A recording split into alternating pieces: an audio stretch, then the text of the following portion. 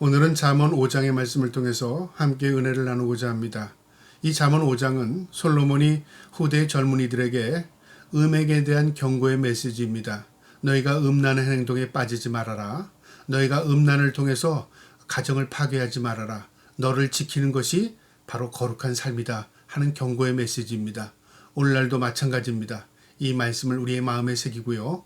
우리의 가정을 잘 지키고 또한 이 말씀을 통해서 우리가 음란한 세력에, 악한 세력에 미혹되지 않는 저와 여러분 되기를 주님의 이름으로 축복합니다. 5장 1절에 내 아들아 내 지혜를 주의하며 내 명철에 내 귀를 기울여서 근신을 지키며 내 입술로 지식을 지키도록 하라. 우리가 지혜, 지식 이것은 무엇을 의미하냐면요. 우리가 하나님으로부터는 지혜를 가지고 우리가 그 온전히 살아가는 것입니다. 그것이 진정한 지혜인 것입니다. 하나님의 말씀이 지혜입니다. 그러니까 우리가 하나님의 말씀대로 사는 것이 지혜로운 삶인 것이죠. 그래서 솔로몬은 후대의 젊은이들에게 너희가 하나님의 법대로 이런 지혜로운 삶을 살아라는 경고입니다. 이것의 가운데요. 음란이라는 문제가 우리를 더럽힐 뿐만 아니라 우리를 죄악 가운데서 우리를 허덕이게 만든 겁니다. 미련한 것입니다. 그래서 지혜로운 자는요. 가지 말아야 할 길을 가지 않는 겁니다. 미련한 자는 가지 말아야 할 길을 가는 것입니다. 결과는 어떻습니까? 지혜로운 자는 죽음의 길, 이 악한 길을 들어서지 않았기 때문에 해가 없습니다. 그러나 미련한 자는 그 길로 들어서는 순간부터요. 현혹이 되고 결과는 사망의 길입니다. 오늘 이 말씀이 우리에게 그런 교훈을 줍니다. 3절에요.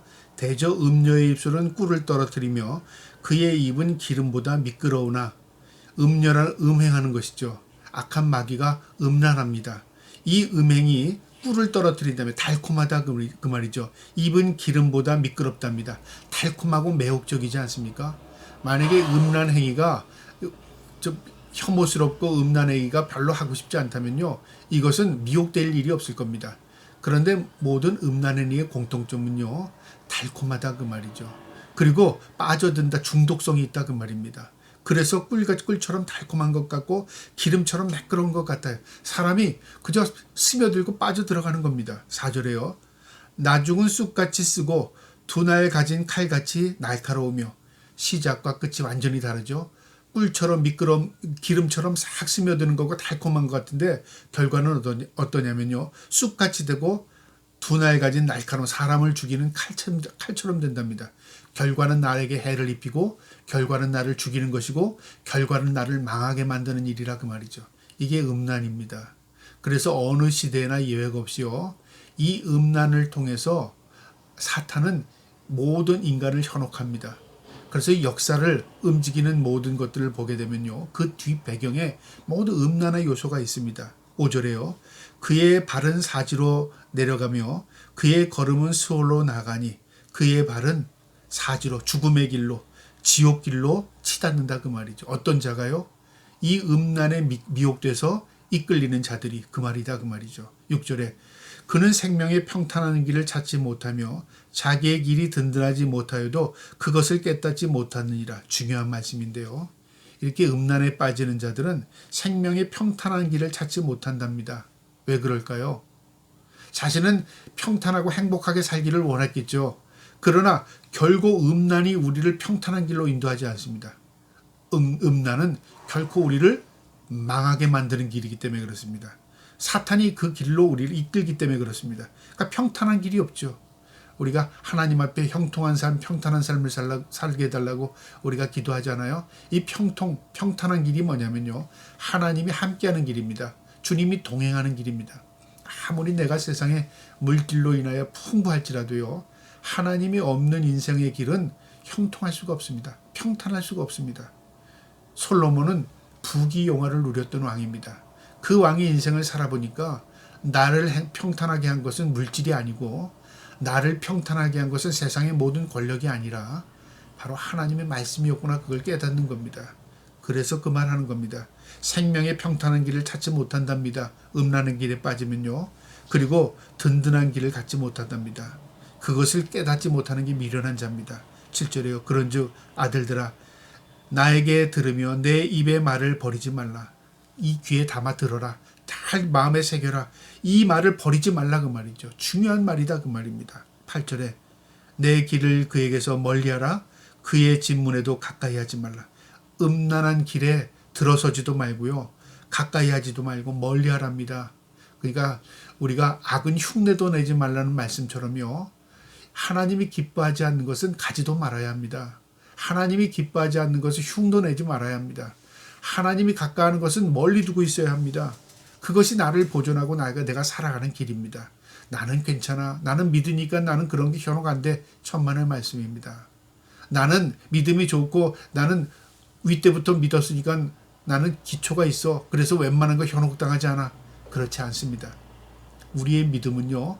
하나님이 우리를 지켜주실 때 온전한 믿음이 나타나는 겁니다. 주님이 함께 하실 때 온전한 믿음으로 살아갈 수 있는 것입니다. 그러니까 결코 나를 신뢰하지 마시기 바랍니다. 결코 인간 자신을 신뢰하면 안 됩니다. 하나님만이 우리의 신뢰의 대상입니다. 그래서 멀리해야 되고 가까이 하지 말아야 하는 것입니다. 9절에요. 두렵건대 내 존영이 남에게 잃어버리게 되며 내 수완이 잔인한 자에게 빼앗기게 될까 하노라. 너의 존귀함, 너의 그 모든 그 하나님 주신 은총을 잊어버릴까 두렵다 그 말이죠. 그리고 너의 생명이 단축될까 두렵다 그 말이죠. 남에게 빼앗길까 두렵다 그 말이죠. 그러니까 우리가 악의 길에 현혹에 빠지게 되면 내 생명을 단축하는 길입니다. 내 영광을 하나님이 주신 자녀의 영광을 결국 다 저버리는 거나 똑같다 그 말이죠. 망할 길이라 그 말이죠. 내가 망하려면 음란을 따라가는 것이고요. 내가 흥하려면 내가 음란을 멀리해야 하는 것입니다. 그게 솔로몬이 경험을 통해서 깨달은 겁니다. 10절에요. 두렵건대 타인이 내 재물로 충족하게 되며 내 수고한 것이 외인의 집에 있게 될까 하노라. 음란한 결과가 어떻게 되냐면요. 내 재물을 내가 수고해서 얻은 모든 것들이 다 남의 것이 된답니다. 타인의 재물로 된답니다. 내가 수고한 모든 것이 남의 집에 있게 된답니다. 헛수고다 그 말이죠. 내가 아무리 노력하고 내가 아무리 힘쓰고 내 지혜 내가 가진 모든 것들을 가지고 전심전력하여 노력해서 살았던 영광을 누렸을지라도 모든 것들을 다 갖췄을지라도 음란에 빠지게 되면 하루아침에 다 소멸된다 그 말이죠. 그러니까 경고입니다. 12절에 말하기를 내가 어찌하여 훈계를 싫어하며 내 마음이 꾸지람을 가벼이 여기고 후회한들 소용없다 그 말이죠. 내가 왜 그랬지? 내가 왜 그때 그랬지? 그러나 시간이 지나고 나면 돌이킬 수 없게 된다 그 말입니다. 13절에 내 선생의 목소리를 청종하지 아니하며 나를 가르치는 이에게 귀를 기울이지 아니하였고 결국은 그때는 아무 소용없었다 그 말이죠. 듣지도 않았고 또 깨달음도 없으니까 순종도 안 하고 결국 하나님의 말씀을 저버린 겁니다. 나에게 좋은 얘기한 걸 다 내가 귀담아 듣지 않았다 그 말이죠. 14절에 많은 무리들이 모임 중에서 큰 악을 빠지게 되었노라. 모임 중에서 큰 악에 빠졌다는 건 뭐냐. 모든 사람이 나를 보고 부끄러운 존재가 되어버렸다 그 말입니다. 그게 염려스럽다 그 말입니다. 하게 될까 염려하노라.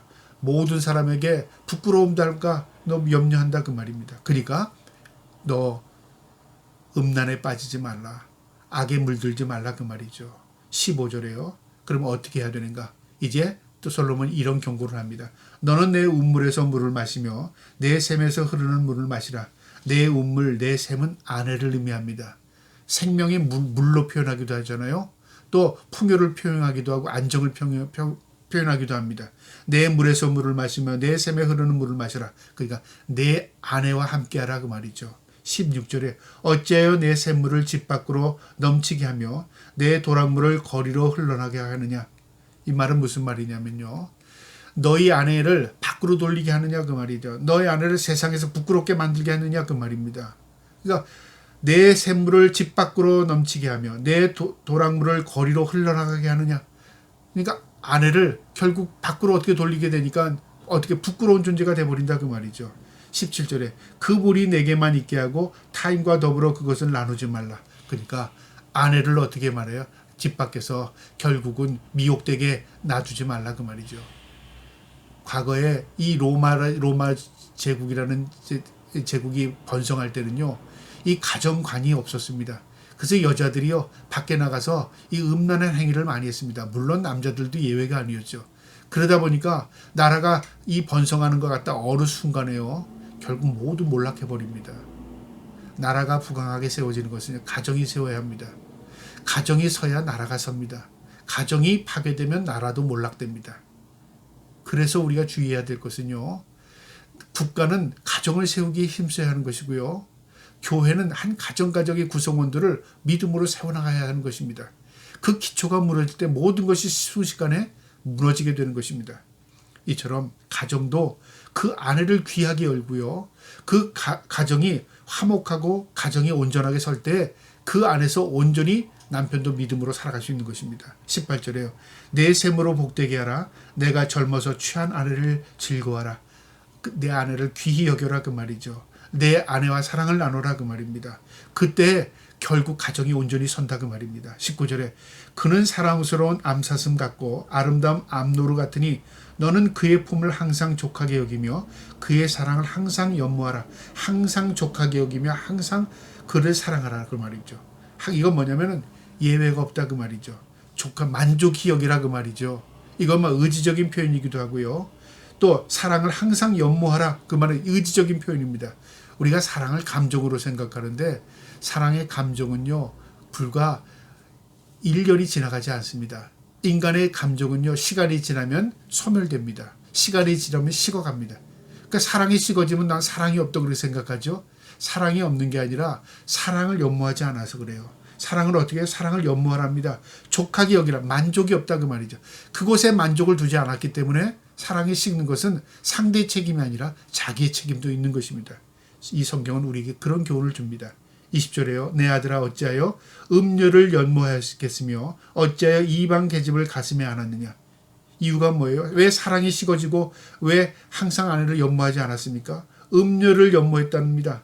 자기의 마음에 사랑하는 아내를 두지 않고 다른 음료를 마음에 둔 겁니다. 이방 계집을 가슴에 안았답니다. 무슨 말이니까 다른 자기 아내를 안아주지 않고 음료를 안은 겁니다. 결국은 그 결과를 갖게 되는 겁니다. 문제는 상대에게 있는 게 아니라 1차적으로 자신에게 그 문제를 찾아야 되는 것입니다. 21절에 대저 사람의 길은 여호와의 눈앞에 있나니 그가 그 사람의 모든 길을 평탄하게 하시느니라. 우리 사람의 길은 여호와 앞에 하나님 앞에 코람데오 앞에 있다고 말이죠. 하나님 앞에 있답니다. 여호와의 눈 하나님 앞에 눈에 있다고 말입니다. 그가 그의 사람의 모든 길을 평탄하게 하신다. 놀라운 말입니다. 우리의 길을 우리가 개척해서 가는 게 아니고요. 우리가 행복하려고 노력한다고 행복해지는 게 아닙니다. 우리가 이렇게 한다고 머리를 썬다고 해서 경영이 사람의 뜻대로 이루어지는 게 아닙니다. 모든 경영은 하나님께서 하십니다. 그 이루시는 것도 하나님이 하십니다. 우리의 길을 인도하시는 분도 하나님이십니다. 어떤 길로요? 평탄으로 인도하시는 게 하나님이십니다. 그래서 우리가 믿음의 길을 걷는 것이고 하나님의 말씀대로 사는 것이 나를 보존하는 것이고 가정을 보존하는 것입니다. 여러분 이 말씀 마음에 꼭 새기고 살기를 축복합니다. 22절입니다. 악인은 자기의 악을 걸으며 그 죄의 줄에 매이나니 악인은 자기의 악에 걸린답니다. 여러분 남의 악에 넘어가는 게 아니라 자기가 악을 쫓은 거예요. 책임은 자기에게 있는 겁니다. 자기 악을 걸린답니다. 그 죄악의 줄에 매인답니다. 죄악의 줄에 자기가 스스로 매인다 그 말이죠. 그러니까 저 사람이 나를 매인 게 아니라 이 미혹하는 사탄의 미혹에 넘어간 것은 그 미혹이 있었지만 그 미혹에 내가 스스로 넘어간 거예요. 결국은 뭐냐면요. 내 잘못이라 그 말입니다. 23절에 그는 훈계를 받지 아니함으로 말미암아 죽겠고 심히 미련함으로 말미암아 혼미하게 되리라. 결국 말씀대로 살지 않음을 통해서 그 경고를 무시함을 통해서 네가 죽겠고 네가 혼미한 인생이 되리라 그 말입니다. 여러분 아주 단순한 논리잖아요. 근데 생명입니다. 우리가 세상의 미혹에 넘어가지 말아야 할 것은요. 하나님을 우리의 마음에 새기고 살아야 합니다. 그리고 하나님께서 나에게 허락하신 가정을 귀하게 여기고요. 또 하나님께서 나에게 짝져준 아내를 남편을 귀하게 여기는 겁니다. 그리고 그 가정을 온전히 세워갈 때 결국 그 가정에 복이 되는 것입니다. 여러분 그곳에 하나님이 임재하십니다. 저와 여러분의 가정이 하나님의 임재의 장소 복된 가정이 되시길 바라고요. 천국의 그 모습이 우리의 가정마다 있기를 주님의 이름으로 축복합니다. 아멘.